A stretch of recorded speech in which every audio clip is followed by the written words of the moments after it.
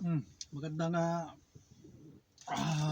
umaga kababayan. Mag-almusal muna tayo bago tayo mag-start sa work natin dito sa New Zealand.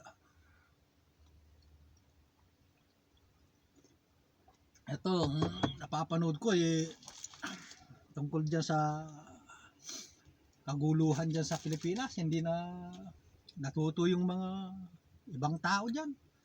Basta makapanira lang. Ito na naman, lumabas na naman itong issue na naman ng Bukana Bridge. Ay, inagaw daw ng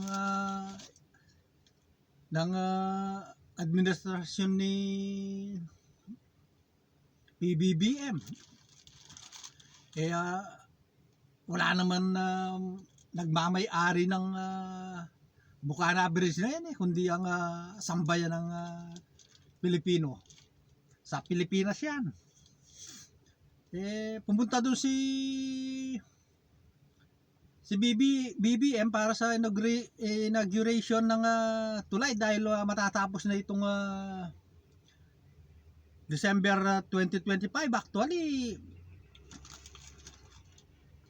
inumpisahan yung tulay na yan nung December 2023. Presidente ba si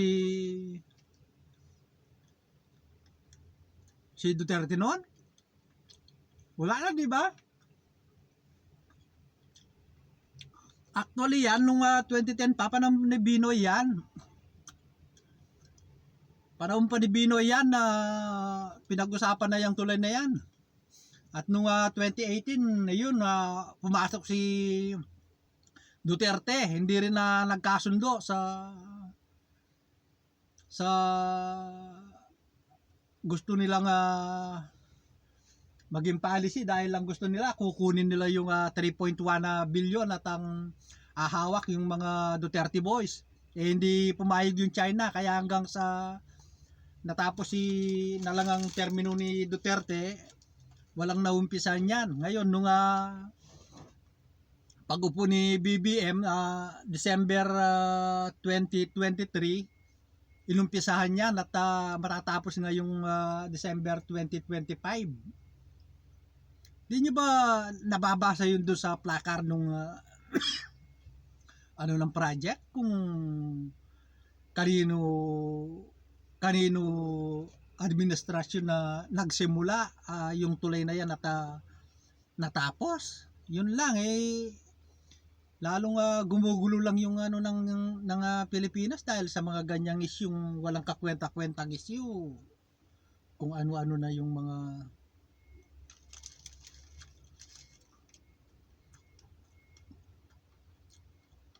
sinasabi ng mga iba. Walang mangyayari sa Pilipinas talaga kung di ganyan. Kaya start work na.